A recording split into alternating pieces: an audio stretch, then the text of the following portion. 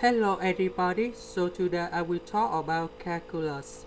The topic today is about the integral. So I will show the technique how to answer.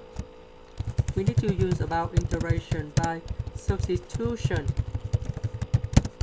We got about u equals to this one.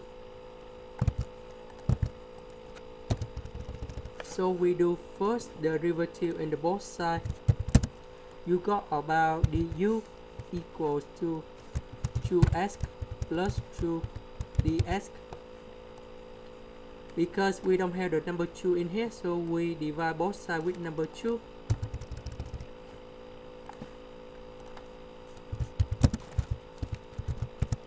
And we got about x plus 1 ds. So now we need to change this integral. X plus 1 ds we change to du over 2.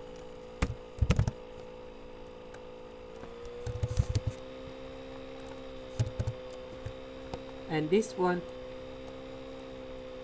we change to u, and we can get the final answer is about 1 over 2 multiplied with logarithm by e of u plus c, and we got about 1 over 2 logarithm of absolute value of this one.